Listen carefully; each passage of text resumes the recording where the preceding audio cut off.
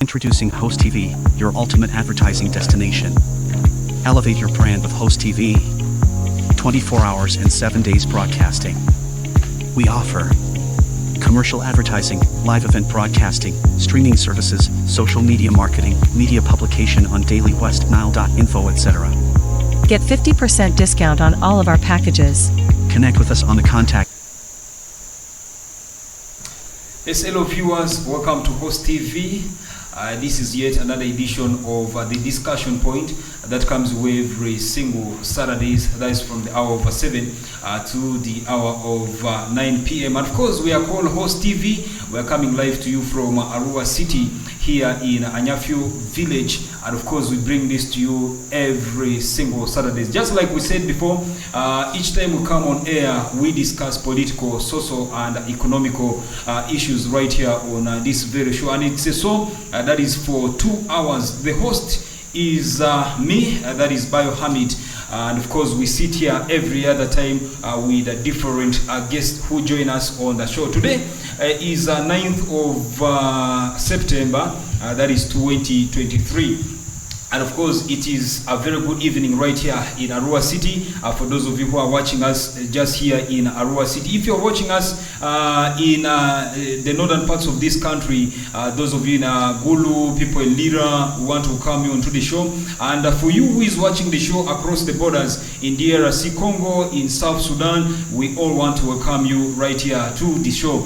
And of course, we are having our discussion right here, just like we've been sharing on all our social media platforms. That we shall be discussing about youth and drug. That is the topic of discussions that later on with my guests we will be discussing right here. You can be part of the discussions. That is by looking for Host TV. That's on our official website, www.host/tv.com. That's where you can actually be watching the show from. That is if you choose to watch from our website. You can also look for Your TV. That is on Google Play Store. Install it in your phone and you'll be watching us from there. Afro Mobile, we are coming live to you from all the social media platforms. And I want to take the privilege, that is to introduce the guest that I do have on the show. The one who is seated just next to me is actually Honorable Bayo Francis. He's the youth councillor, actually youth council chairperson for Aivu Division. Honorable, it's a pleasure having you on the discussion point here at Host TV. Thank you, Mr. Moderator, for hosting us here to discuss this issue so that we're able to protect our next generation and also our society. Thank you. Thank you so much. Middle, the one seated in middle that is next to Honorable Bayo Francis is actually called Mr. Drileba Dratibi Daniel. He is a founder and executive director, Voice of Restoration, that is International Limited, mental health advocate. Sir, it's a pleasure having you on the show. Thank you, moderator, and good evening, viewers. All right. That is Mr. Duleba, just like I've introduced him. Next to him is Mr. Mvadeo Lawrence. He's a professional teacher, practicing teacher, secondary school. It's a pleasure having you on the show. Thank you, moderator. And I want to take it upon myself to welcome the viewer for this programming that tends to see that the young are impacted on by resourceful people in the community of West Nile. Thank you.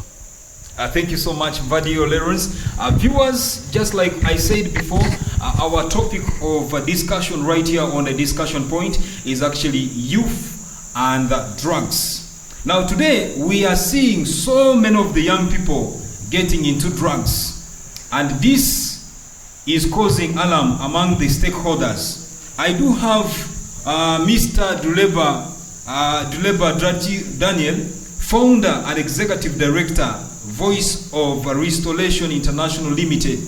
I'm asking him, why are we seeing so many of the young people getting into drugs? Thank you, my host. Daniel Duleba Dratibi is my name, as said. One thing that I want to bring out here clearly is that looking at West Nile as a region, for instance, the question I want to answer it in this way, that West Nile region is notoriously known for growing, for the sale, and for the use of marijuana and marungi and all psychotropic substances within here. That explains why the sale and the use of these drugs is very high. That is one reason. Second reason is you believe with me that here in West Nile, many families are broken.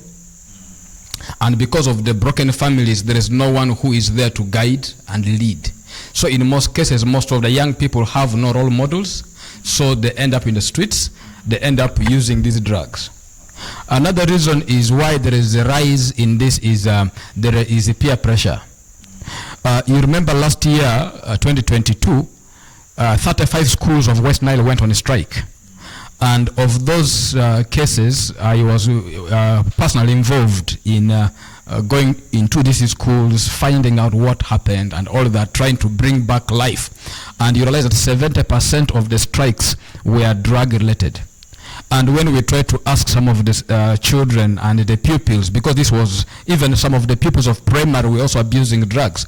So when we were asking them, they gave various reasons. So it's that peer pressure is an issue, and then also there is hopelessness, there is depression, there is a lot of stress, there is a lot of anxiety, and many of the young people don't know how to cope with some of these issues, so they end up using drugs as an escape route.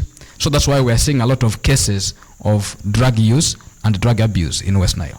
Okay, that is according to Mr. Druleba. He's saying that the young people are getting into drugs just because of negligence and also because of peer pressure. I do have the teacher who is sitting right here with us. That is Mr. Mvadeo Lawrence. Lawrence, if I can ask you, who takes the blame for the students getting into drugs? I want to say it's not a one-man blame. I want to affiliate this to a community, the stakeholding, and I want to take the next to the administration or the teachers in the same blame. Then I want to take parentage problem to the same, and lastly, I want to take it to a generation that is totally hopeless in life. One, if you take the community in which the schools are located, they don't take the responsibilities to ensure that they don't sell the drugs to the students. They are the ones involved in the selling, not the teachers. Then now, when these learners can get access to these drugs whatsoever, with the drugs they will not care on how to use them. And they will tend to abuse them so immensely, and therefore, it too takes the blame back to the community in which the schools are situated. And then too, when it takes to the aspect of the administration or the school community, I want to look at the aspect of laissez-faire among teachers, administrators, and all those. You find that it's easy nowadays for teachers and administrators not to look into the aspect of the child's morals. You know, they believe that this is a freer environment. This is a nursery bed. Don't harden on them. Whether the child is disciplined or not, just train the minds. Leave the aspect of the child's morals. Yours is to drain the brains. And that standards has really spoiled so much the young generations that are in school. And lastly, to the parents themselves have not done their best when it comes to raising these children. In the sense that you find a parent feels his role for the child is providing food, is giving scholastic materials, is paying the school fees, and doing other things material, but not giving the moral standards for these children. And there are times the bad examples from the time go. A parent comes home visible drunk, and the son feels being drunk is a good thing.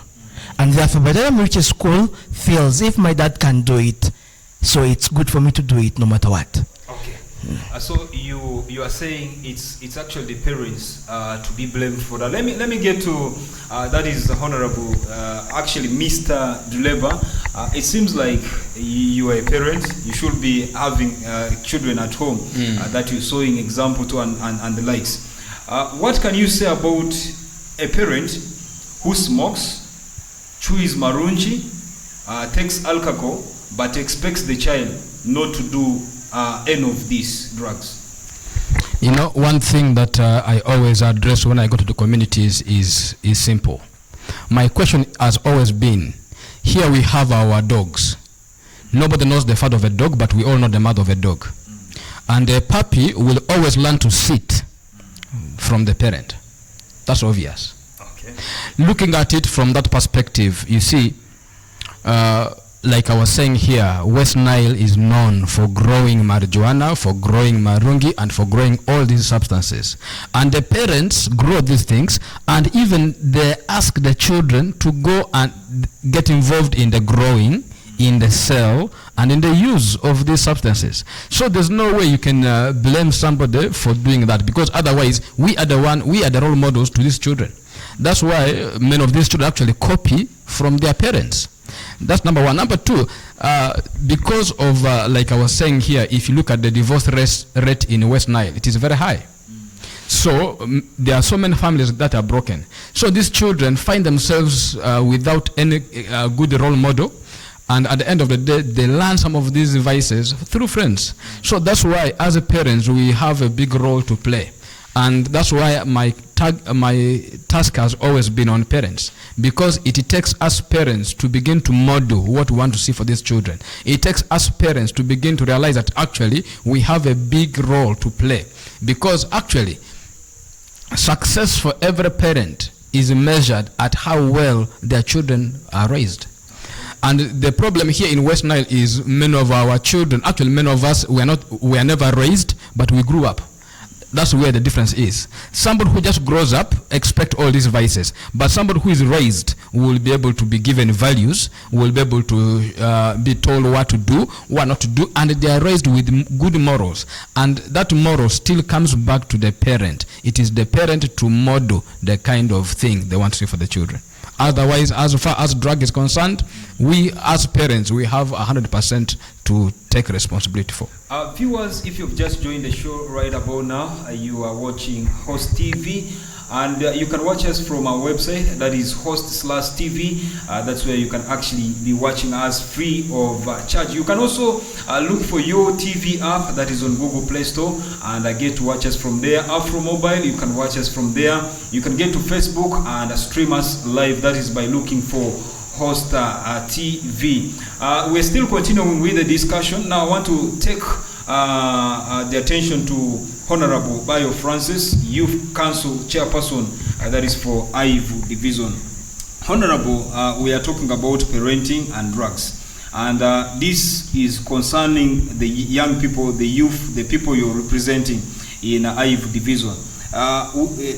Two of our colleagues have said that sometimes it is because the parents are not playing their part, it's because the community is not doing what is required of them. Now, as a leader of the young people, what do you think the leaders could do to stop these young people from taking drugs? Because we have seen the parents, someone takes drug, and then the parent will be like, this is not my son, this is not my daughter, this is the son of so and so. So if they get into drugs, I have nothing to do with that. But as a leader, I know you are concerned about every other person in your constituency or in your village. What do you have to say as a leader about the young people getting into drugs?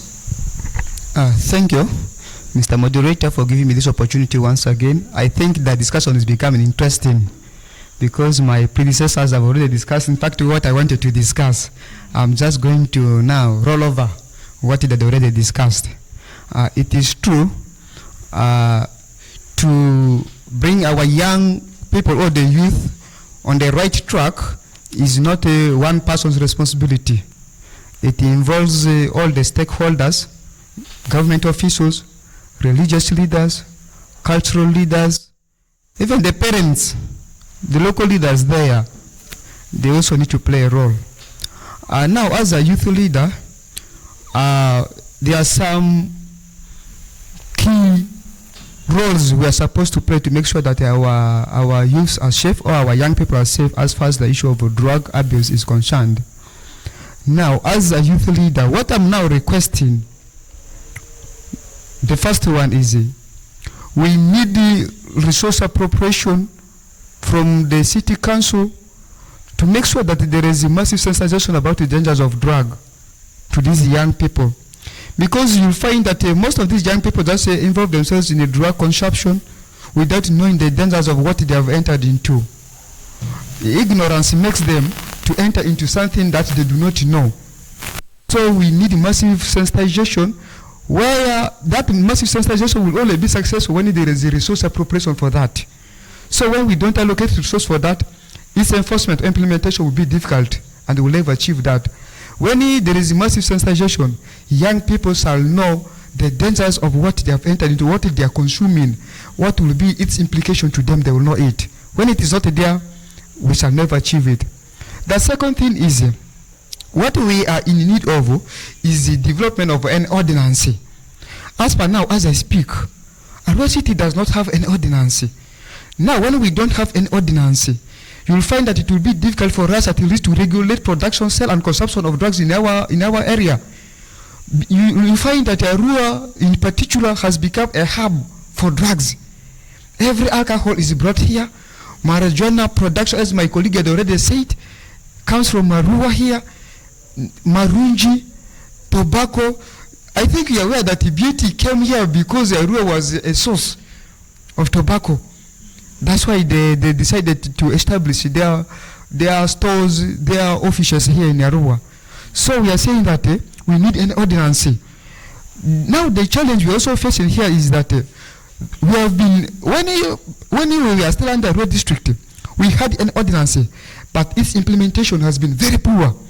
That's why people decided to use or consume drugs the way they like. So we are saying we need an ordinance which will be enforced or implemented, so that our young people will be guided. Then the other thing is, when we want our youths or our young people to be successful, we should stop this attitude of saying that it is so-and-so's daughter, it is so-and-so's son. We need to own these youths as community members. So in case you see a young person from your neighborhood doing something wrong, you come in, you advise this person, my son, my daughter, what you are doing is not right. Because if you continue to do A, B, C, D, it will ruin your future. It will make you to develop some health complications. We need to join hands in advising our young people so that we'll be able to save them. If we continue to name that it is so-and-so's son, it is so-and-so's daughter, so it is the responsibility of so-and-so to educate these children, we shall be in a total mess. So we need to join hands in addressing or in helping our young people. Thank you. All right, thank you so much, Honorable Bayo Francis, Youth Council Chairperson, IFO Division. Viewers, we are taking a very short break. When we come back from the break, we'll be discussing about the side effects of the drugs on the health of the young people, social life of the young people, and also the lifestyle of the young people. You can actually be part of the discussions, that is by putting your comments on our comment section, that is by looking for host/tv.com. That is our official website. Get Host TV, drop your comments right there. We are coming back after the break. My name is Hamid, the host for the show.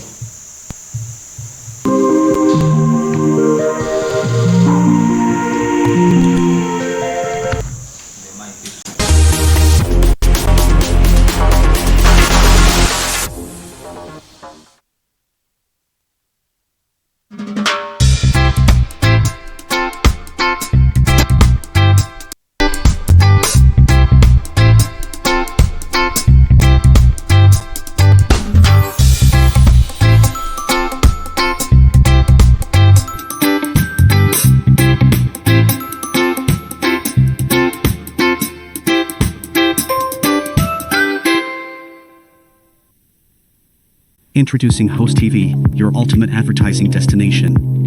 Elevate your brand with Host TV. 24 hours and 7 days broadcasting. We offer commercial advertising, live event broadcasting, streaming services, social media marketing, media publication on dailywestnile.info, etc. Get 50% discount on all of our packages. Connect with us on the contacts +256 774 834 014 or email us on info@host-tv.info or visit us on Plot 19. Follow us on all social media platforms. Host TV. Exploring.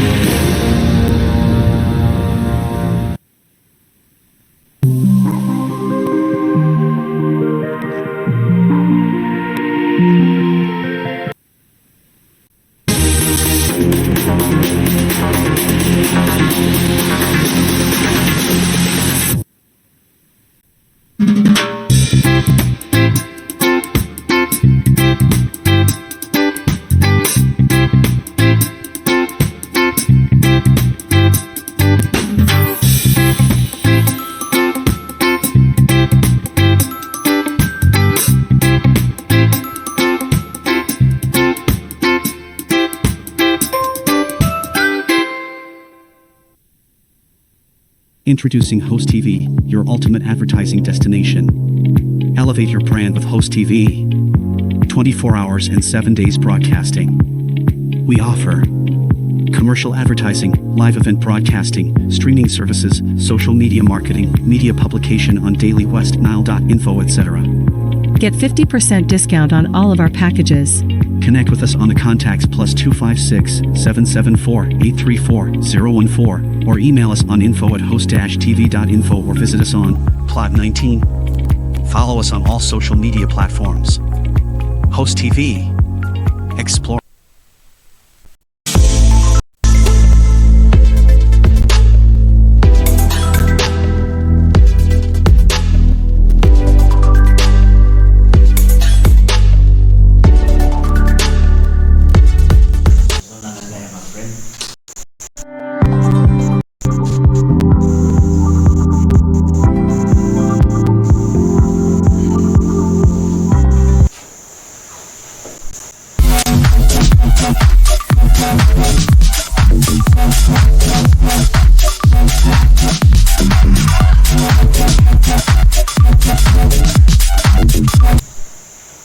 Yes, view the short break. You call us Host TV, and of course the only TV you do have right here, which is Youth Led here in Arua City.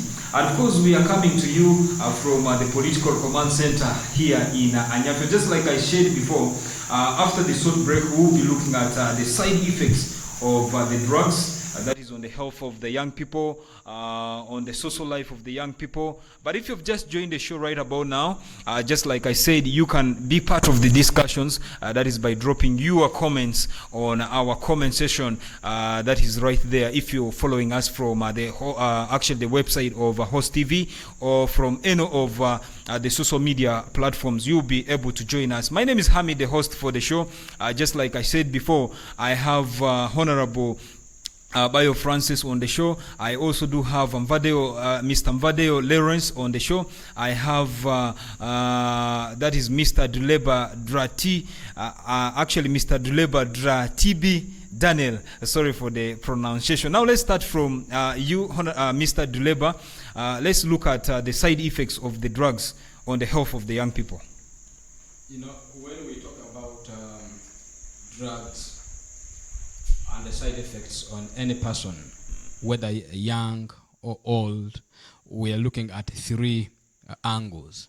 Angle number one, impact on the body of this person. Number 2, impact of the drug on the mind. Because actually, one thing I want to say is these drugs are actually psychoactive drugs. In other words, they are psychotic drugs. So it affects the mind. And then also we look at the social impact. So I think for now, let me use the first 2.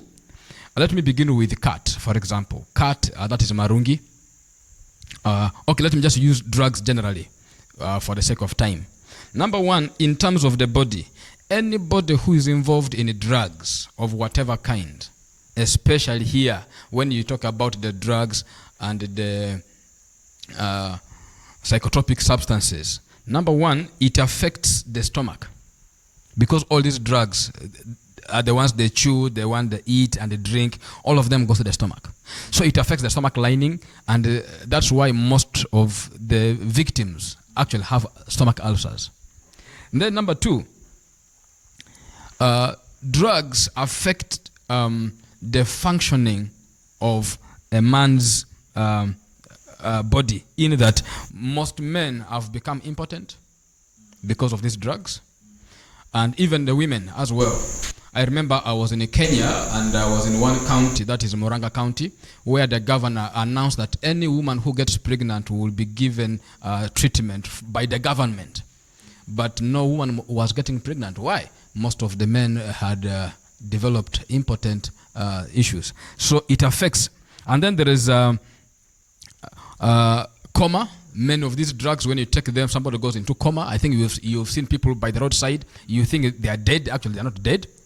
And then, of course, even a death has also been there. People have actually died because of drugs here. Just remember last year when we had the CT5 gene, many people died here because of that alcohol and all that. And then, of course, there is weight loss, there is hypertension, because when you take these drugs, your heart rate beat goes higher. So you become hypertensive. And then there's, of course, malnutrition. Anybody who has put marungi in their mouth will not remove it so that they can eat food. I've never seen one. And even if you talk to them, they will tell you so. Why? Because it becomes addictive, and they don't eat well. So there is malnutrition, and then it affects them. And then in terms of the mind, many of them become very forgetful. They become nervous. That's why you see some of them, and then they are not sure because of the drugs. They become very nervous. There is depression. There is anxiety. All these issues affect the mind. And you know, one thing which is with psychosis, there is even a hallucination. With hallucination, you just live in an imaginary life. You assume people are following you when they are not people. You can hear voices when no one is hearing. You see things that others are not seeing.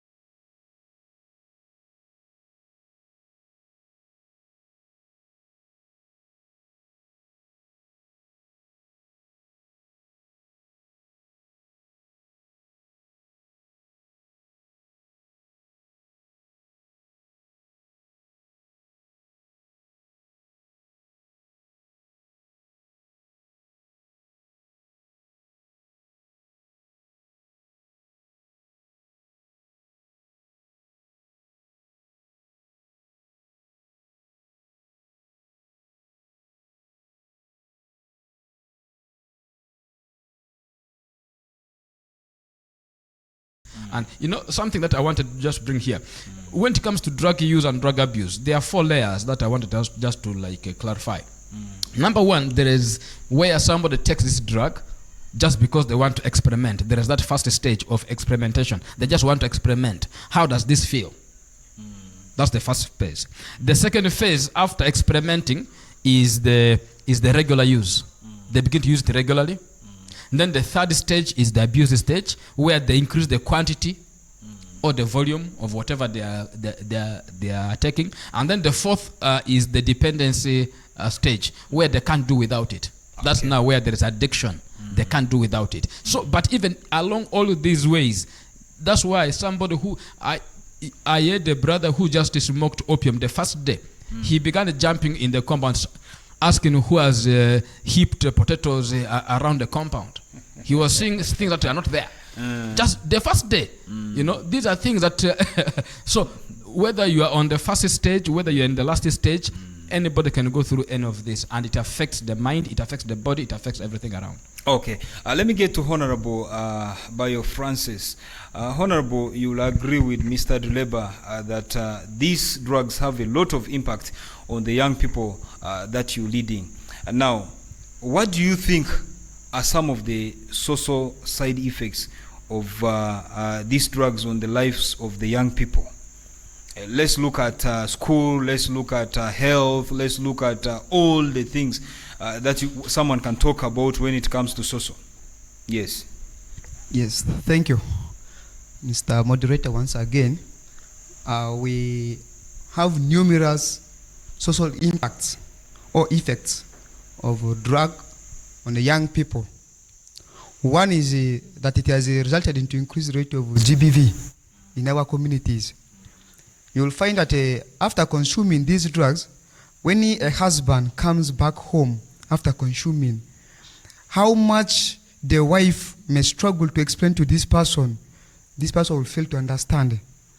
And the only thing this person will just think of is to at least to touch the wife as a solution, not knowing that he can harm this lady or the wife, eventually can even. That's the first one.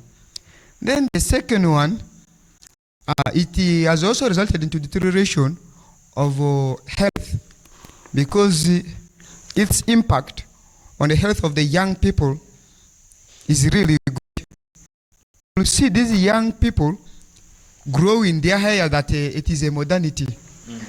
And wash the hair, very shabby, even very dirty one.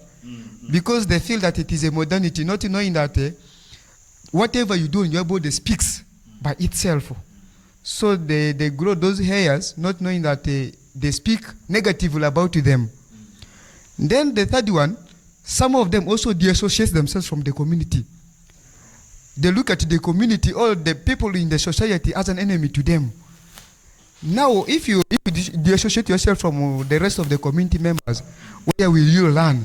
And whom do you think will be able to advise you on what you're supposed to do? Unless you stay with the community members, that's when somebody will be able to get close to you until to tell you that you're supposed to do A, B, C, D. You are going astray. So when you dissociate yourself, it will be difficult. Fourthly, drug has also resulted into increased rate of teenage pregnancy. You will find that those who consume drugs then forget that what I'm doing is something offensive. You will find that they sleep with the children, those under 18 years, not even they are aware that our constitution does not allow any person who is below 18 years to get married or to get pregnant. But they don't care. They just sleep with whoever has come on their way, because now they have been moved by the drug, not knowing the repercussions or the consequences of what they have indulged themselves into. Some of them have also resulted into increased rate of school dropout. You will find that our students who consume these drugs, they end up dropping out of school. Because when these school administrators, once they find that you are consuming drugs, because school rules and regulations are there to guide them, and once you have breached these rules and regulations, they have every reason on the ground to that others will learn a lesson from that, that when you are here, you are not supposed to do ABC. So those are the negative social impacts we have seen on our young people caused by these drugs. Okay. Thank you. Thank you so much, Honorable to our teacher, that is Mr. Mvadeo Lawrence. Lawrence, you will agree with me that even at schools, these young people, after seeing or after taking the drugs, they begin to live lifestyles that look contrary to the normal way a person is supposed to live or a person is supposed to stay. What do you think are some of the side effects of these drugs on the lifestyle of the young people? There are really much many. I want to begin with one. There is what we call self-preservation. I've seen many students later detaching themselves from the rest of the students, and even detaching themselves from administrators and all those, because the drugs give them that everyone is the enemy, and everyone becomes a no-go zone for them, and they'll never open up for many of their problems. Then too is the aspect of poor performance. You know, in schools, it's one of the great impacts when they resort to drugs and all those. You cannot see with away the aspect of not them performing that well. Then also there's the aspect of violence. Earlier in the show, the councillor talked of schools having strikes within this region. And one of the causes is the intake of these drugs and all those. They give them the vague easiness to do anything. That's the bad thing with the drugs. It influences your thoughts and your emotions to even do things that you will have not done in your normal senses. Then there is now the aspect of joining bad groups for that case. Yeah. Lawrence, what do you have to say about people about think without taking the drugs they cannot perform? Because we have seen so many people who believe that if they take certain drugs, they can actually perform better. What do you think of such people?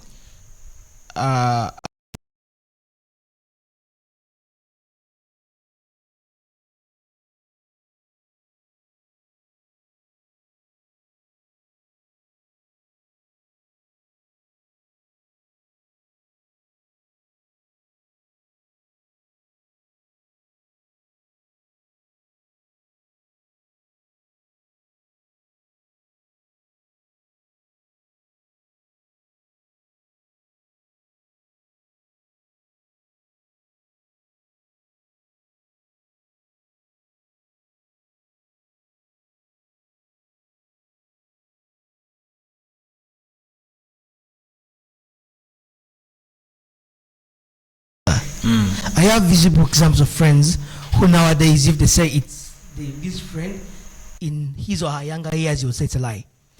He never opens up and all those, but nowadays they are journalists. And they are verbosias in their souls. Then people who knew them before will say, is that person A that I knew earlier? And they have never been in drugs for that case. So I don't want to accept that it's only in drugs that you can do your work. No. You can do that work in utter confidence without the uptake of drugs. Yes. Okay. Let's get to Mr. Daniel. Daniel, now we are talking about drugs. We are talking about the side effects of the drugs. Now, who can stop the intake of drugs by the young people? One thing that I want to bring still here is it takes the whole village to train a child. If we go by that, I think we'll be able to touch base. Because those days, a child will be trained by the entire village. But nowadays, things have shifted. It becomes so and so is a child, so I can't do anything there. The whole community needs to come up. Okay. That's my take.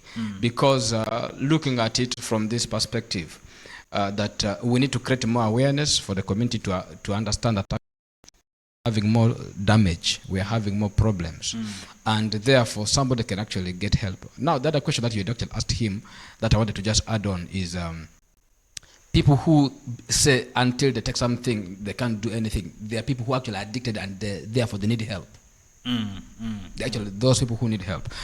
One thing that happens is I want to use my pictures here. because they speak to me a lot.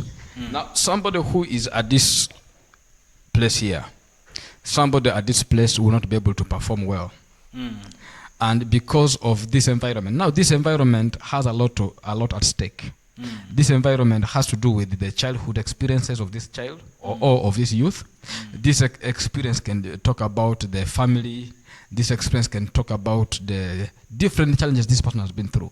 So until somebody is helped to move from here to here, drug will still be their portion. Okay. That's why we have so many young children and youths in the streets. Why? Because they have nowhere they can call their own. So because they have become so hopeless, the only thing now they have resorted to is drugs.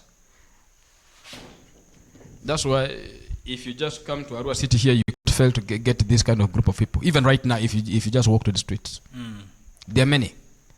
Why? The picture is, it's like, if you can see from the screens, it's as if people are in disco places, others are taking alcohol, others are playing games. Is that what the picture is portraying? No. If you zoom here clearly, you can see that there is a drug use here. There is a drug and substance abuse actually taking place here. Yeah.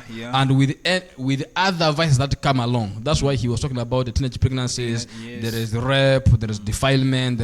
All these are happening because of this. Just look at this environment here. So that's why we have a lot of crime. Go here. You may be surprised how many young people you'll find in that prison. Go to Giligili. You have so many of the teenagers in Giligili. You know, but all this is coming because of that. So now the whole point here is we need to create more awareness. That will be the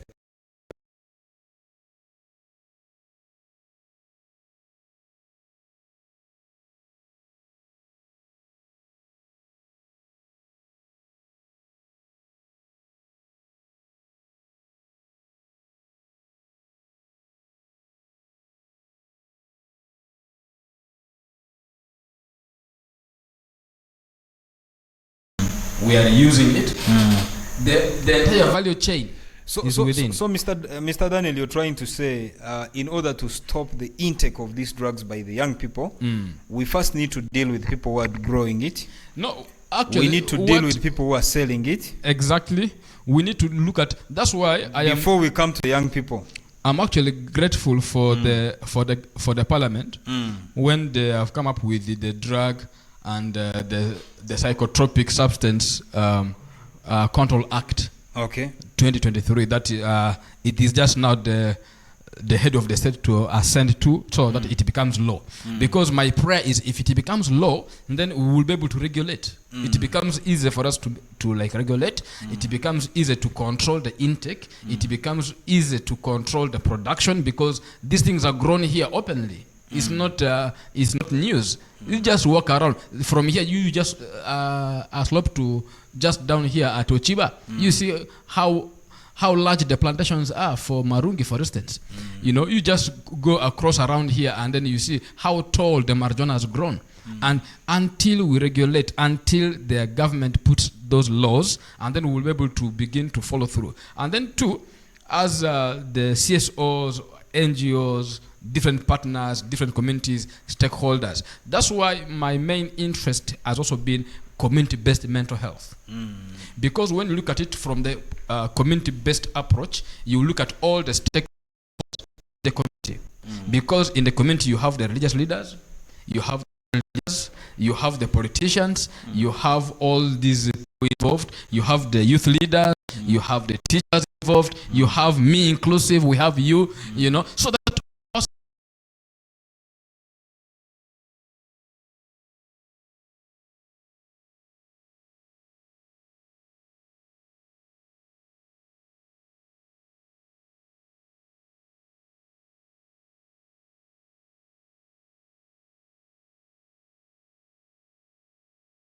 gathering in place to be chewing marunji, because this is a common practice of late in Arua City. You see them sitting in one place in the border stages, nothing apart from using the drugs. What other activities could we engage the young people in? Thank you. You know, there is no excuse of saying that we are just staying just by the roadside because we have nothing to do.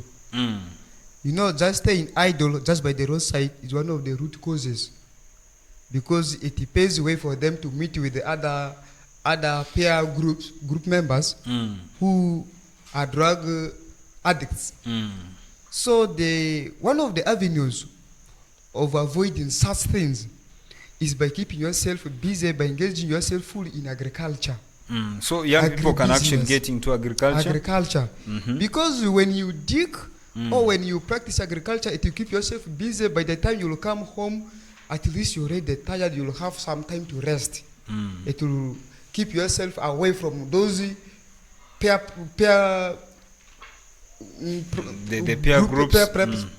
pressures. It will keep yourself away from them. Okay. Then the second thing is some of the government programs that we have, the PDM, the MYOGA, these programs, they are not enough for young people. When you look at the population of young people in this country, these programs are not enough. Once this money is given to a beneficiary, money very well to make so that the next person can also benefit from this program. Okay. They take long to follow such monies. And the other thing is also to avoid such cases of drug. As I had already said, we need close monitoring by our leaders. Okay. We need close monitoring so that they can guide these young people what they can do. Because we are much aware that these youths or the young people, some of them are ignorant about what they are supposed to do. So when we get close to them, we shall be able to guide them. They'll be able to know that what I'm doing right now on such a day or in a particular time frame, I'll be able to realize the benefit. Okay. So they'll be focused. So we need to give them hope. When we don't give them hope, they'll have nothing to do. So we need to be close to our young people, and we need to engage them on what the productive things they're supposed to do. All right. Mr. Lawrence, who is to insert such activities for them, that is for the young people? Do you think the young people can initiate their own activities and keep themselves busy? Do you think it should be the government who can initiate the activities Honorable is talking about for the young people? In the first place, I want to have a simple say, what sparks in change is not a whole flame. It is just that little heat that touches a drier grass. The key and the most significant change maker is that soul that looks into the mirror and says, I have a problem. I need to change it.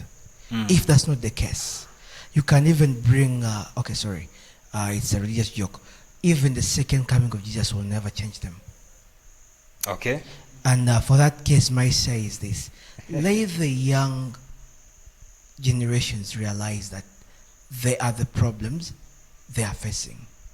Then from there, changes will be inevitable. Then when it comes to let them learn to impress, to relearn, and learn. You see, someone will say that the 21st century illiterate is not someone who cannot read and write. It's someone who cannot learn. So for that case, I believe let the younger ones identify the problem, allow it to be the 21st century literate. Then from there, other changes are possible. Okay. Yes. We very soon we are getting into the break, but just before we get into the break, I want to engage Mr. Daniel in a very simple, actually by asking him a very simple question. Mr. Daniel, what do you think the future looks like if the young people are all getting into drugs? Because we believe they are the future leaders that we shall be having tomorrow. One thing that I always say is young people are not the leaders for tomorrow, but actually they're the leaders of today. Okay. Because if you don't engage them to begin to take responsibility now, don't expect any leadership from them in the future. They must be trained right away. So looking at it, that's where we've been doing a lot of advocacy. Even right now, what we are doing is even part of the advocacy. We are trying to let people know that actually this is a danger zone. Please don't go there. And I believe when we have mass sensitization, we have mass awareness for the people and the community, they will be able to get there. Otherwise, if we don't do that, then the truth is, like I was saying here, we are going towards extinction. Why? Like I was telling you here, many people, because of the drugs, they have become impotent. So don't expect them to have children. So, yeah. So, but then we just need to help our people to get to a place to realize that, you know what? I like what he has said. For you to know that I need help, you must get to a place where you accept that actually I need help. Okay. Until you come to that self-realization, nothing will move. All right. Thank you so much, Mr. Daniel. Thank you. Viewers, this marks the end of our first hour. Getting back after the break, that is to start our second hour. And remember, hour we will meditate mental health, because we've been talking of effects of drug, one being actually one of the side effects being on health of the young people. Later on we'll be discussing about that.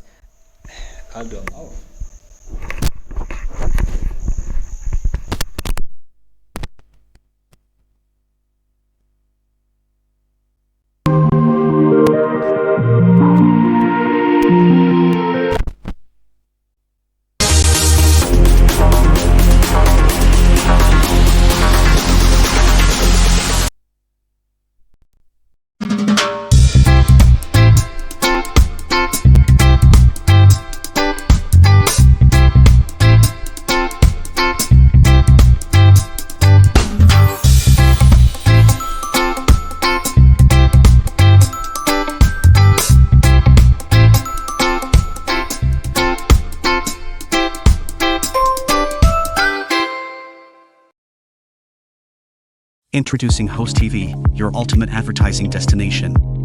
Elevate your brand with Host TV. 24 hours and 7 days broadcasting.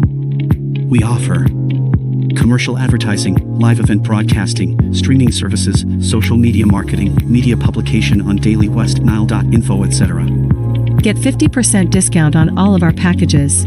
Connect with us on the contacts +256 774 834 014 or email us on info@host-tv.info or visit us on Plot 19. Follow us on all social media platforms.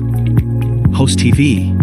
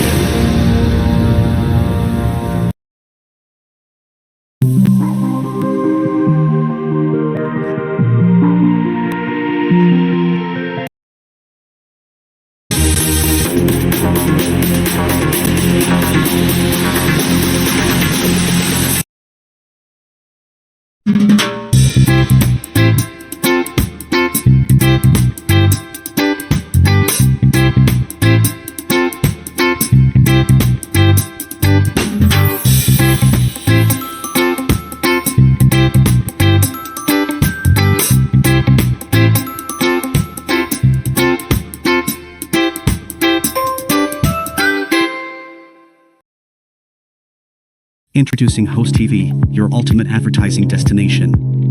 Elevate your brand with Host TV. 24 hours and 7 days broadcasting. We offer commercial advertising, live event broadcasting, streaming services, social media marketing, media publication on dailywestnile.info, etc. Get 50% discount on all of our packages. Connect with us on the contacts +256 774 834 014 or email us on info@host-tv.info or visit us on Plot 19. Follow us on all social media platforms. Host TV.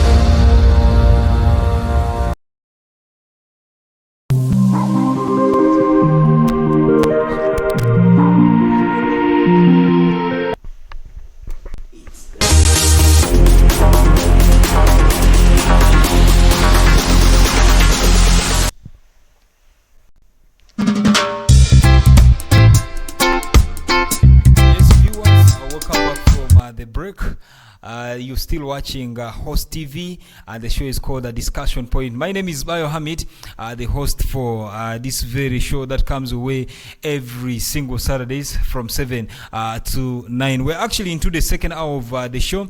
For those of you watching us from the social media platforms, we want to say thank you so much for always being close to your TV, for watching us. And also for those of you watching us from the website, we appreciate you so much. You can actually keep on sharing the links such that so many other people can get to watch this very show. You can download the Yo TV app, that is from Google Play Store, the app from mobile, also from Google Play Store. You'll be watching us live from here. Just like we said before we went in for the break, we did say that we'll be discussing about mental health. Now we are taking it to that is Mr. Daniel. Daniel, kindly make us understand what mental health and mental illness is. Thank you. Mental health, in simple terms, we are talking about the well-being of a person who is able to do their work well, who is able to manage their life well, who is able to handle and manage their stressing factors. They're able to manage their stress. They're able to deal with issues of their finances. They're able to make good choices. They're able to make good decisions. They're able to contribute to the well-being of the community. That is mental health. Okay. Now, mental ill health or mental illness or mental health challenge is it is a mental health condition that affects the thoughts, the mood, and the behavior of a person. Okay. Where everything is altered and this person cannot make right choices for themselves. They can't manage their stress well. They cannot do anything well. And then instead doing other things, they would rather want to be by themselves. So that's where mental illness comes. Now, looking at that in place, there are so many mental health challenges. And like one thing I also want to say is when it comes to mental illness, it is we have phases. There is the mild condition where somebody is mentally ill but is not yet that advanced stage. Mr. Daniel, you've talked of someone mental health dealing with the way someone manages the self, the way someone manages finance. Now you're going to the stages of mental health. What can make someone know that he or she is not mentally right? Now, that's where I was actually going. Okay. Now, things that make somebody to know that they are not mentally well, I want to get it from my book here, Hope in the Age of Depression, How to Thrive Amid These Mental Health Challenges. Okay. Now, these are some of the signs that somebody can quickly look into and say, you know what, I need help. Number one, when somebody has a problem with appetite, or weight changes, then you know that this person actually is beginning to struggle with a mental health challenge. Somebody's appetite is low or is too much, or somebody's weight is losing or they are gaining weight, you know there's a challenge there already coming through. Number 2, sleep changes. When you see some people complaining that actually they struggle to sleep, sleep does not come, they wake up in the middle of the night and then they stay awake all night looking at the clock and the clock is not moving. So they are struggling with the sleep. You know that is as a result of mental health challenge. Okay. Number 3, when you see somebody has uncontrolled anger and they are just very angry, they don't even understand why they're angry, but they're just angry. You know that is as a result of mental health challenge already. If somebody feels fatigued or they just lose energy, you know. If somebody is feeling helpless or hopeless, you know. If somebody has lost interest in daily activities, things that they used to love doing, instead of going to work, they have lost interest on work, they lose interest in anything that they used to love doing, you know it is because of mental health challenge. If you see somebody is beginning to withdraw, social withdrawal, avoiding people, doesn't want to be with the people, wants to be alone either in their house, wants to be alone either wherever, you know this person is actually struggling with mental health challenge. Reckless behavior, when somebody engages in reckless behavior, reckless driving, dangerous sport, gambling and all that, going into sports betting and all that, that's because of mental health challenge. Lack of basic personal hygiene, when you see people are they no longer care going to the bathroom, you know, because I was there, so I'm talking from my own experience. You take a month and you don't go to the bathroom. You take weeks but you don't shower. You don't mind whether the clothes are clean or not. You don't mind whether you have brushed. You don't mind whether you have combed your hair. You don't mind whether you're clean. You know that is going out of hand. Concentration problem, you fail to concentrate on anything. Then you have unexplained aches and pains, but even when you go to the hospital to test, they can examine and then they say there's no sickness. But actually when you are sick, you feel pain in your body. And then there is uncoordinated speech. When you are talking but then you cannot coordinate your speeches very well, you know that is also an issue. And then there's the risk, where somebody becomes very suicidal. They want to commit suicide, is as a result of mental health challenge. When somebody begins to hear a voice that others don't hear, they see things that others don't see, they have their own meeting with themselves, they talk alone, you know that is a sign of mental ill health.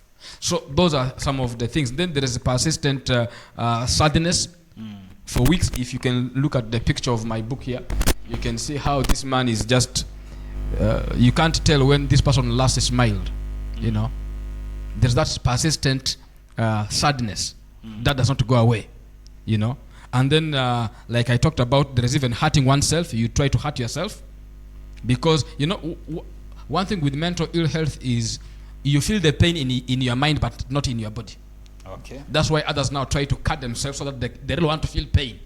There is that hurting oneself or talking about hurting others. Then there's the outburst, I talked about it. And then the harmful behavior.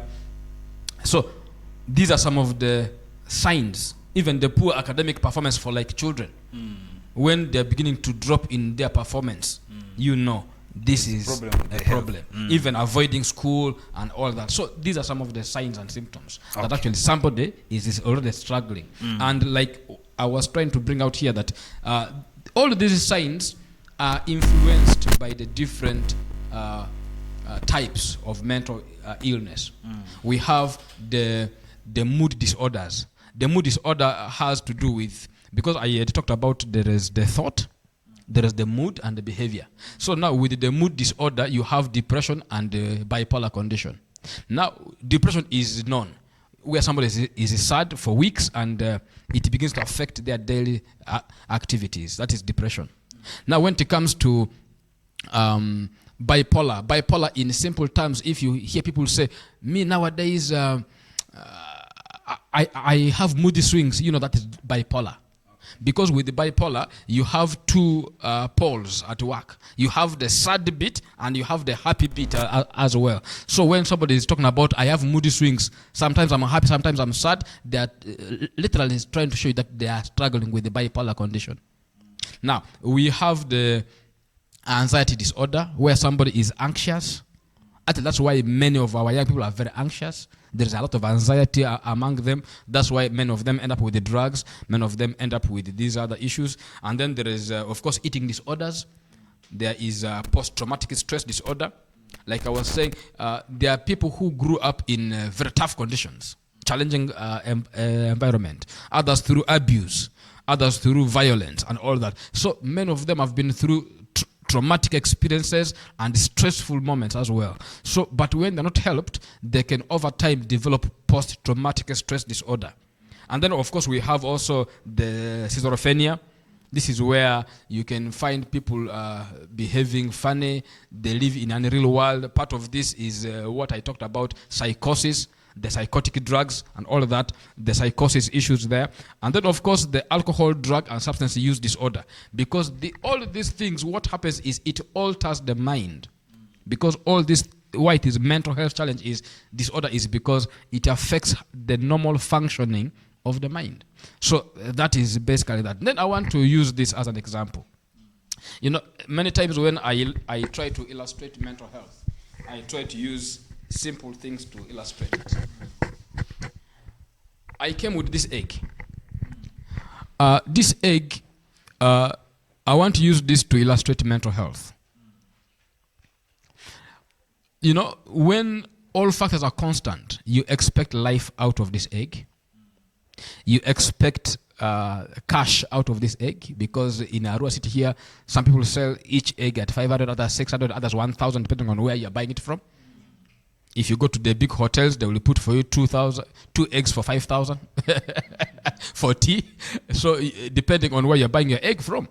And then this egg, when you take it, you expect it to nourish your body. You expect this egg to do a lot of good things for you. But then what happens is, I always say, if life is in here, for instance, if the pressure comes from inside, you expect life. But if the pressure is from outside, it will damage this egg. Okay? It will damage. That's why when we talk about mental health, we are advocating for mental health. What we're trying to say is we want to see how to protect this egg so that there's no damage. Otherwise, if there are forces from outside, forces from anxiety, forces from stress, forces from different pressures of life, forces from drugs, what will happen is all this will begin to knock this egg. Now, when this egg is broken, I'm not sure if you can eat this egg, if you can buy it from anywhere, and it will be safe to buy it. And what will happen is, if now this egg is damaged like this and is kept for 3 to 4 days, what will you expect? The smell will be terrible. And that's now exactly why we are now having the negative impact of mental health as a result of the pressure that have been coming all the way to suppress the mind, to give the mind a lot of work. Because where now you can't sleep, you know the mind is overworked.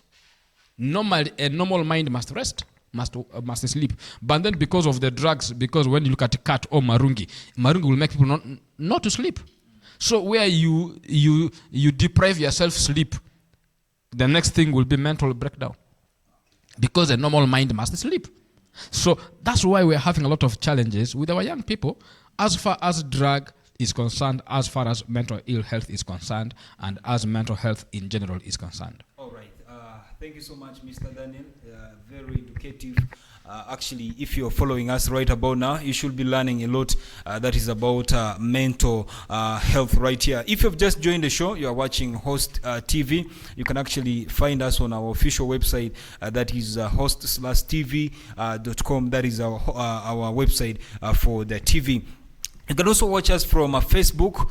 Just look for Host TV. You can get us on Yo TV. That is the app. You can also get us on Afro Mobile. You'll be watching this very show live there. This is the discussion point.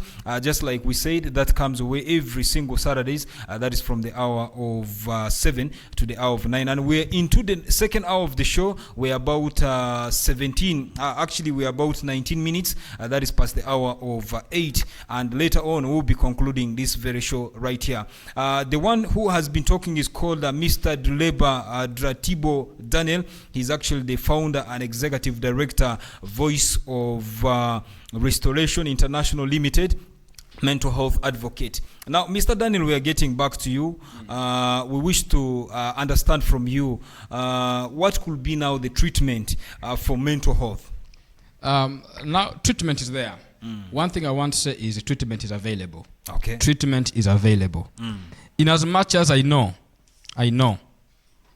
mental health challenges, mental health issues have a way of clothing family members with a garment of dejection, rejection, despair, and shame that we need to learn to strip off so that we will be able to realize our full potential. If we don't do that, because what happens is when somebody has poor health, there's also some stigma that comes with it. Family members also get issues around there. That's why we want to remind people that actually treatment is possible. Treatment is there, it is possible. People can actually recover, you can be restored. First of all, I want to say, this is my story. I also struggled with mental ill health. So I know what I'm talking about. I recovered, that's why I chose to be a voice.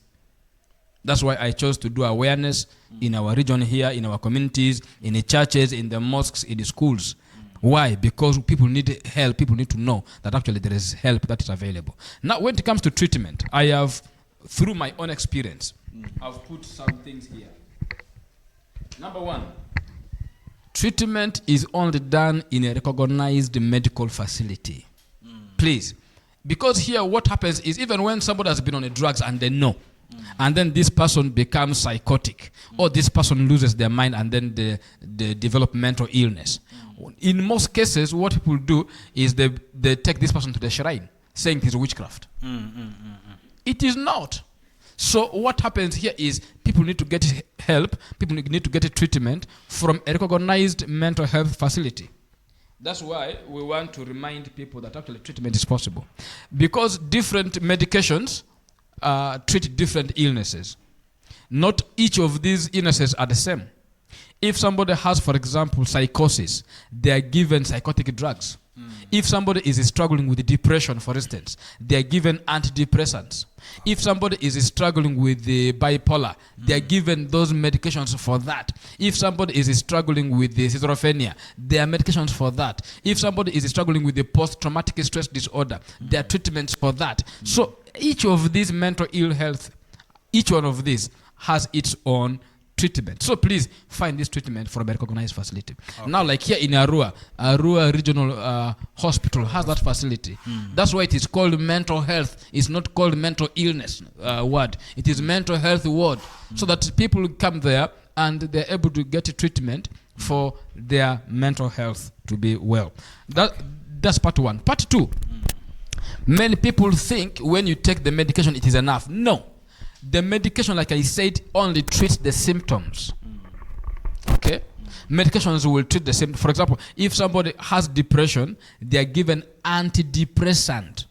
That means somebody is extremely sad. So this antidepressant will be able to raise the mood of this person so that this person begins to feel happier. You know, but then a lot of work needs to be done as far as psychotherapy is concerned. Now we need psychotherapy for this person. This one needs to get help through psychotherapy. Now with the psychotherapy, there are so many things involved. With the psychotherapy, we have different angles to deal with. I want to just bring a few of these. Now you have the cognitive therapy, where somebody's thoughts needs to be worked on. You have the behavior therapy, because we talked about mental illness, which affects the thoughts, the mood, and the behavior. And then you have the psychodynamic therapy, which helps to deal with the unresolved issues, the childhood traumas, the painful things that they have never been shared. So this one will be able to help, so that there are always conflicts within them. And then, of course, there is the pharmacology that I talked about, where there is different medicines for different things. And then when somebody gets the treatment alongside psychotherapy, they will be able to recover faster. And then another way somebody recovers faster as part of treatment is other therapies now that come. For instance, you look at somebody needs now counseling. You need a counselor. This counselor will be able to help you address some of these underlying issues. This counselor will be able to help you see things from the right perspective. Because why you are doing what you are doing is because of you had pain, you had issues in your life, and because of that you were actually, the best word I could use is you had a veil. Because if you have a veil on your face, you cannot see as well. So the use of the counselor will be able to help you to unveil, to remove. That's why in most cases when I train, I talk about mental health. I go to communities, talk about talking about mental health. I talk about unmasking mental health. Why do we need to unmask? Because we have myths. We have facts about mental illness and mental health.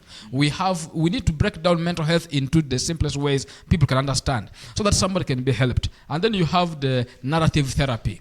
This is part of the therapies now somebody will be able to go through. With the narrative therapy, somebody will be able to ask you what happened so that you're able to open up and tell the painful story. Of course, part of it is it comes through tears, because any painful issues that affected your emotions, you have deep emotional wounds. So you'll be able to open up, and this person will be able to help you to unpack all of that so that you get better. Because one thing I know is, even I put it here, when I opened up about my story, it became therapy. And that's how I got healing, that's how I got recovered, and that's how I am doing what I am doing. Why? I was able to open up. Okay. The problem is, most men were told not to open up. We are told that you be a man. Endure the pain like a man. I just want to read for you something here. I grew up being repeatedly told and reminded that to be a man, endure the pains of life as a man. I was discouraged from sharing my pain in life. When I would fail to sleep in the night and tell others how I struggle to sleep, the response was I was becoming a man.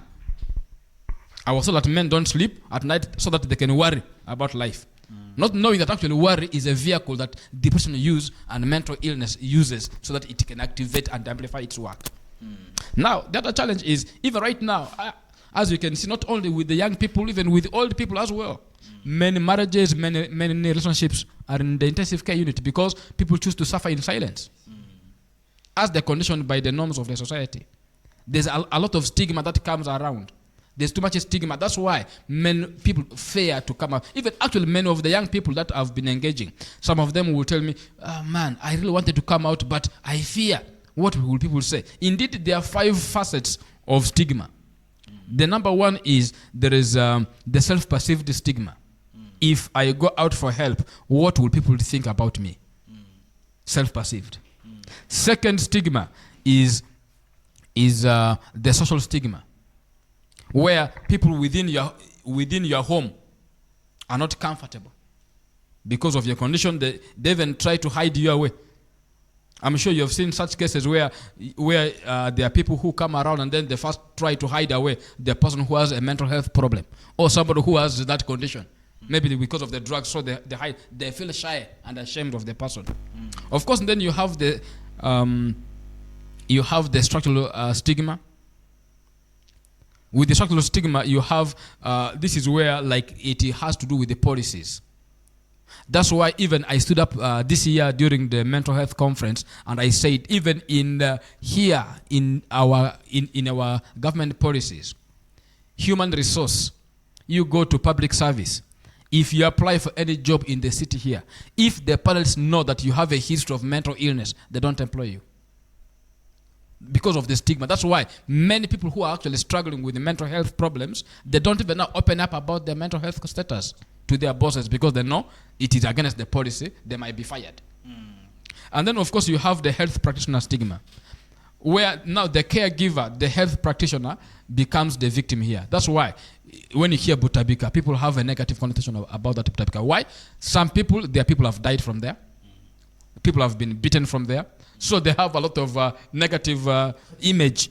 Okay? You have, of course, I talked about the social stigma, what the society says about you.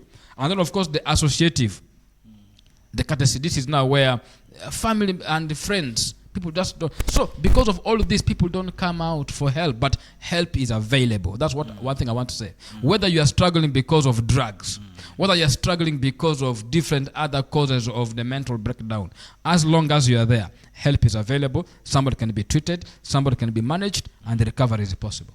Just like the saying goes, information better than qualification. If you're just following us for the first time, I'm sure you are learning a lot from the discussions we are having right here in the building. Listener, actually viewers, we are taking a very short break. When we get back, just know we'll be winding up our discussions here in the building.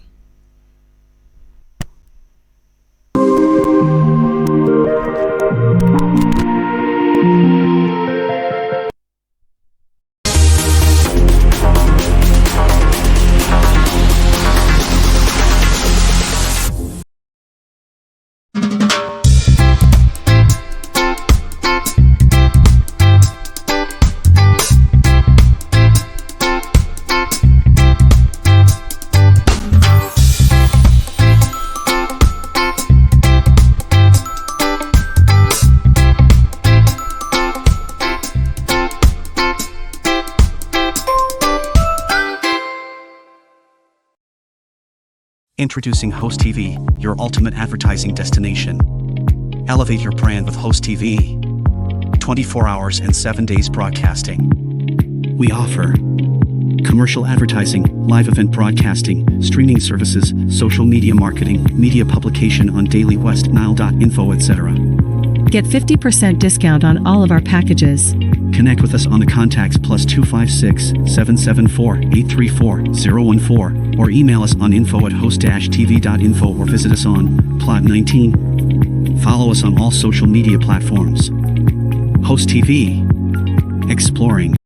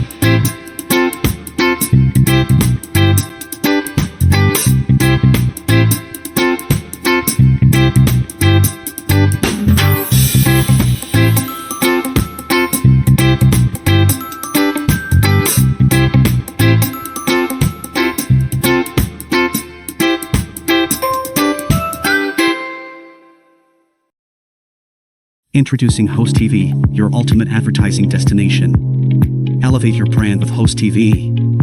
24 hours and 7 days broadcasting. We offer commercial advertising, live event broadcasting, streaming services, social media marketing, media publication on dailywestnile.info, etc. Get 50% discount on all of our packages. Connect with us on the contacts +256-774-834-014 or email us on info@host-tv.info or visit us on Plot 19. Follow us on all social media platforms. Host TV. Exploring.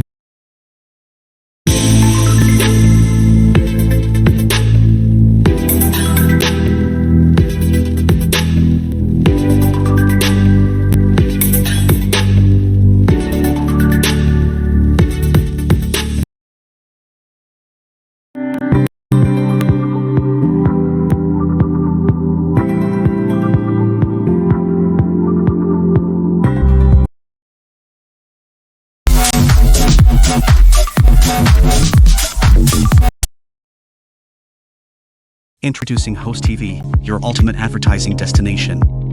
Elevate your brand with Host TV. Yes, viewers, welcome 24 back from the short break. You are still watching Host TV, and the discussion is called actually the show is called the Discussion Point, right here on Host TV. We are in Arua City and here in Anyafyo Village. We are still on our discussion that is to do with mental health.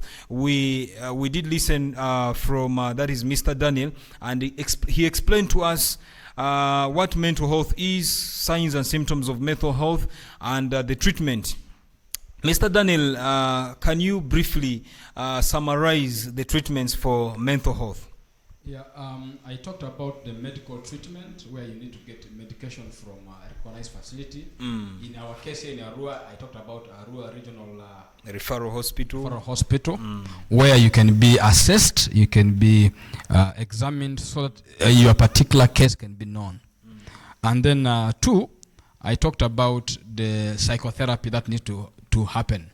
You need to have counseling, you need to have narrative therapies, you need to have different therapies as signed by the psychologist to be able to help you deal with it. And then the other thing that we need that I wanted to add on is the issue of the psychosocial support. Anybody who has support will be able to recover faster than somebody who has no support. I have ever picked somebody from the dustbin who was mentally ill for over 7 years. He was eating in the dustbin.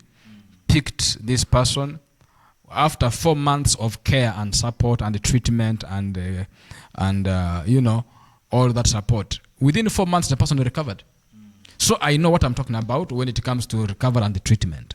So there is need for psychosocial support. Now, with this comes psychological first aid. In fact, if somebody is having like these signs that I talked about, and there is a psychological first aid offered to this person, this person may not actually develop severe mental illness. It will actually be a mild one which can actually be treated without even medication. I give an example, even in this book of mine, Hope in the Age of Depression, I gave an example of Job. Job never saw a psychiatrist. Why? When even he lost all his property, he lost his children, he lost everything around him, but 3 of his friends came and visited him, and they were with him. For a full week, they were there saying nothing. That was psychological first aid. Presence. And at the end of the 1 week, Job was able to open up and speak. And that became part of the therapy that actually helped him from developing severe mental breakdown.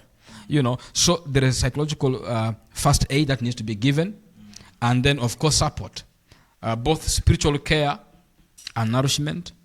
And then also we need psycho-education. Because, you know, like I am a Christian.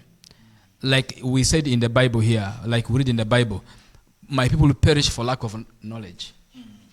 I was in Congo and I was speaking that in French. Mon peuple périt par le mal de connaissance.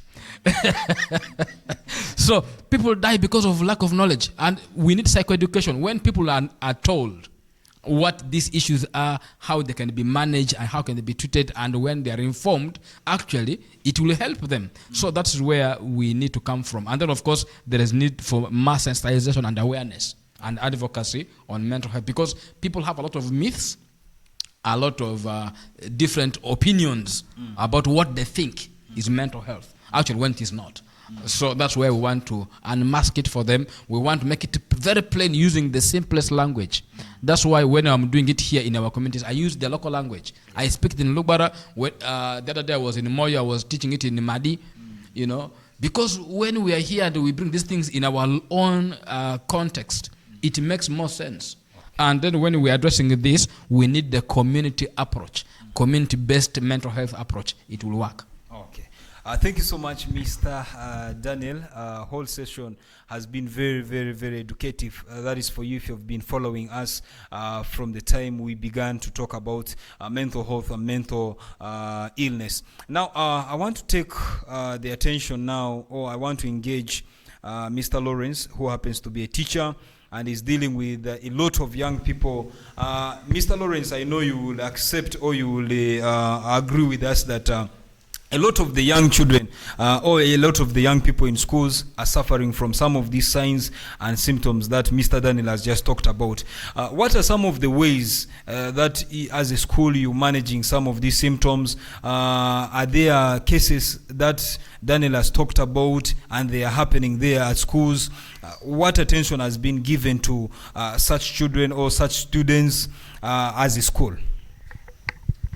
As a school, you realize that there are really many things that the school does at the end of the day. One of which is introduction of what we call the mind games. It has become an art in the school where I am to introduce as many mind games, things like chess, things like Scrabble, and all those, to keep their minds busy. Because we all know that some of this mental health is when the minds kept majorly unoccupied, and we are occupying their minds in many things. Two, there is also the aspect of identifying them, these special needs, then telling them, you know what, life is not what you think. You know, one good cause for this is the aspect that this world we're living in is an utopian world, you know, a world that is fully perfect. And that thing is really affecting many of our young ones. You find that someone gets, let's say in senior 4, misses first grade and fails, he or she can no longer do it now. But now what we do is we identify them and tell them, you know what, you can do something with even your second grade.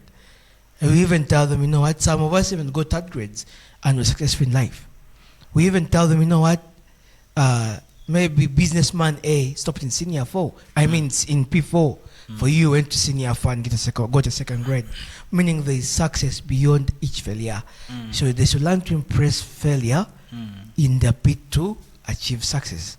Then there is the introduction of many fan clubs. You realize that there is like where I'm teaching currently, there is this group called Reach Your Hand. Reach Your Hand is there to talk about issues affecting the young in the younger voices. Okay. Then it happens every Tuesdays from 5 to 6, an hour session with them. Then there is Educate Hour, which teaches them entrepreneurial hours every Fridays from every Wednesdays from 7 to 8. They have the Educate Hour, teaching entrepreneurial skills. Then apart from that, every Fridays from 3:30 to around 5, we give them time for debate. And in this debate, the topics vary in many angles affecting the young. And there is also the aspect of having what we call academic parents. They narrow students to the aspect in that whereby a teacher is assigned a particular group of students from senior 1 to senior 6. And you have sessions with them at points of time in the term. And one bigger also achievement there is we engage these children in religious affairs so much. We believe that the fear of God helps also help them out, the spirituality aspect, and which in turn also affects on their morals.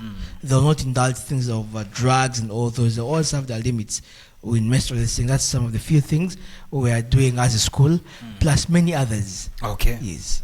Thank you so much, Mr. Lawrence.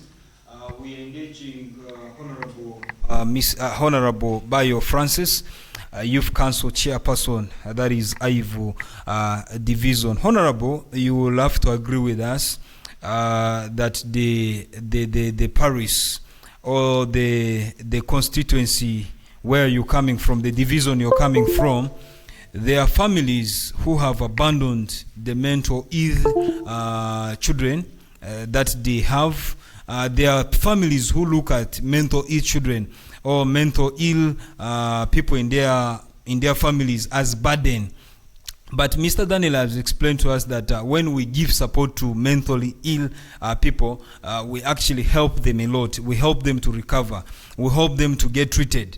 What do you have to say about people in your community who look at mental ill people as destructive people, as people who are thieves, as people who are burden to the family, as people who are bad luck to the families?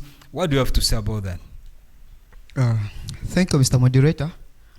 In fact, I'd like to thank you people so much for this discussion on mental health. Because recently in Arua City, there was a P6 pupil who committed suicide just because the teacher got to know that they were in relationship with a P5 girl. So because of that, he decided to commit suicide and was buried. I think that is a real sign of mental illness. So indeed, we need to help such people. Now, as a parent or as a stakeholder, if you look at such a person who is a mental ill or who has mental illness as a burden to you, I think that is a real misfortune. You are also unfortunate. Because some of these persons never looked for what they are going through. And some of these results from the narcotics they consume. But still there is room for change, room for transformation. These people can change. We should not look at them as burdens. We should not look at them as wasted people. These people can transform only if we get closer to them. There is a saying in Lugbara that they don't break a pot that produces tasteless alcohol, but rather smear it with the yeast for it to produce tasty alcohol. Don't look at such people as useless people, but rather get closer to them so that they be able to transform. We should rather get closer and closer and closer so that we're able to advise them on what they're supposed to do.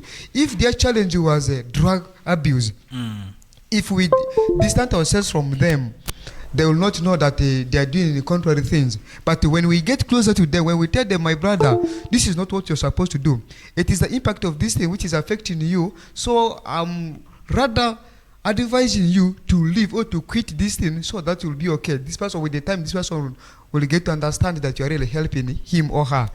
So we should not say that they are burdens to us, they are destructive to the community. We should rather help them. As a community, as I already said, we should not look at these people as burdens, because there are so many things we can play as a community or as stakeholders to help these young people. If we have that mindset that there are people who can really transform. So these are some of the things we should really do as a community, as stakeholders, to make sure that our children are helped. I think you wanted me to discuss about the importance and how we can really help such people.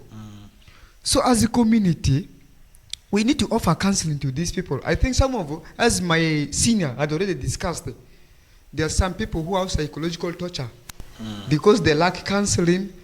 Nobody comes in to help them by counseling them. So when they have that gap, when that bridge exists, now they tend to do queer things that cannot even help them. That makes them to do contrary things. But when we bridge that gap by counseling them, especially our school dropout ladies, when they drop out, they become stigmatized. When they see their colleagues with whom they were in the same school, they become stigmatized, they start to run away. So you can bridge that gap by advising them that that is not the end of your life. Still, you can do something productive, you can become better. That is one of the things we can do as community to such people, but not saying that they are useless. So the other thing is that we need to promote games and sports among young people. Young people, when they are idle, any idle man is a home for devil. So that is where the devil manifests more. So when we keep them active by providing them such materials, so that they'll keep themselves busy and they will not be stressed, they will not involve themselves in other activities that can lead them into mental illness, because they will keep themselves busy. So as a community, I'm saying that we should not look at such people as a burden to the community or society, but we should rather help them, because there is room for transformation, there is room for change. There is no one who cannot change you unless there is no help for that person. Okay. Thank you. Thank you so much, Honorable Bayo Francis, Youth Council Chairperson, Aivu Division. Now, Mr. Daniel, we discussed about this and you gave us a detailed information actually about mental health. And you showed us a book that actually all this information can be got from the book you showed us. How can someone get this book? How much is the book? Where can they find you in case people want to hire you to go and talk about mental health? Just that, and we get to wind up the show. We have only 9 minutes to end the show. Thank you. We are located here in Anyafio. This is where we are. Host hub. Yes, at the host hub. And our services as a Voice of Restoration, one of it, actually our core is mental health and psychological first aid and social support. Those are our areas. And then of course within the circles we also do a lot of work around recovery and the rehabilitation of drug addicts, those who are involved in the drugs. For those who need because right now we don't have the capacity to have in-patient, we mostly do outpatient. For now, we offer counseling, we offer psychotherapy for anyone with any mental health challenge. And because we have been there and we have, apart from me, we also have other people who are on the team. We have the medical doctors, we have the psychiatric nurses, we have the professionals, the mental health professionals at work. We also train communities. Actually, we've been going to schools. We also train people in the schools to do what they can do. And then also we've been engaging here and there. About the price of the book, this is not the only book so far that is written. There is this book, Hope in the Age of Depression, which goes for 50,000 shillings only. We have the book Overcome Rejection, which is also 50,000. There is a Broke by Choice, which is also a story of moving from debt to financial independence, which also goes for 50,000. And most of these books are found in the bookstores here in Arua City. In the students' bookshop, they're there. But even still, somebody can still come to office, they can still have it, or they can still call me and then I can still be able to deliver.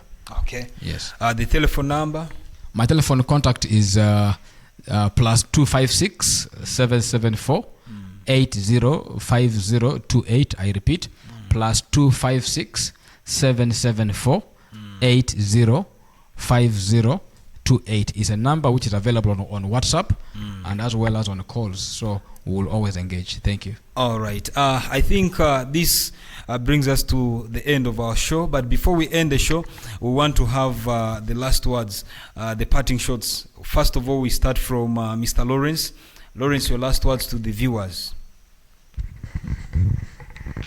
To the viewer, pertaining our discussion today, that is the young, drugs, and mental health. These are things that are a part of any generation, be the older ones, the younger ones, the yet to come. But if we don't work it out right now, we're going to a doom. We're going to a generation whereby we shall never have a return check. So we should come and impress this and advocate for a change. Not as a person, but as a human race. So that we've all reached the point whereby we have no return check. And my greatest fear is when we shall reach that kind of level, it will not now be something affecting a few or a handful. It be affecting each and everyone. Currently, you realize that the impact of this is even being felt by many of us. You cannot tell me that you're not fed up of these pickpocketers of the city. You cannot tell me that you're fed up of this loud booming music around the city, this noise. You can't tell me. So we are yet at a stage whereby we can say a no and put a stop. Let's not sit and watch until whereby everyone now says this is a new normal, this is the only way. So that's all I can say. Let's have the change making from right now. All right. Thank you so much, Mr. Lawrence. Last words from Honorable Bayo Francis. Thank you. In the first place, I'd like to thank our viewers for having been with us from the start up to this time. What I would like to air out as my last remark is that we need to join hands, because when we don't join hands, we are not going to achieve all what we had already shared or what we had already discussed. When we don't join hands, the generation we are going to enter into, it will be a difficult one. As the current parents, as the current generation, when we don't groom our children very well, in the near future we shall be in need of help. And when we don't groom them well, who shall provide for us the help we are talking of? So we need to join hands. When the issue of drug, when we are discussing it, we should not look at it as one person's duty to regulate or to control it. We should rather join hands. Well, let's speak one language. Let's develop our society together, because together we stand, divided we fall. Thank you. Thank you so much, Honorable Bayo Francis. Now we are winding it up. That is with Mr. Daniel. Your last words to the viewers. Yeah, thank you, viewers. Thank you for following us since we started at 7 up to 9 right now. My parting shot is, in as much as treating mental health challenges and rehabilitating drug addicts is expensive with far-reaching effects on the family and the community socially, financially, emotionally, and mentally, healing, recovery, and restoration are possible through family support and other support groups. So never give up on a family member who could be struggling with mental health challenges and who could be struggling because of drugs. Recovery is possible, transformation is possible, restoration is possible. If I was there and here I am today, then there is still hope for whoever is watching us, and the least person you think will never recover can actually recover and transform to become somebody of importance. Thank you. Thank you so much, Mr. Daniel. Thank you so much, viewers, for having been part of the show. I want to thank all of you for coming up here to Host TV. Honorable Bayo Francis, thank you for making time for us. Mr. Daniel, thank you so much for coming to Host TV. Mr. Lawrence, thank you so much for coming up here to Host TV. And also my production team, Mr. Aldo, with a colleague, thank you so much for making this show a possibility. This is the discussion point. Dear viewers, we are taking a break right here, and actually we are signing out of the studios. We'll meet again with you next Saturday, that is from 7 to 9. Thank you for having been part of the show. My name is Hamid, the host for the show, and we wish you good night.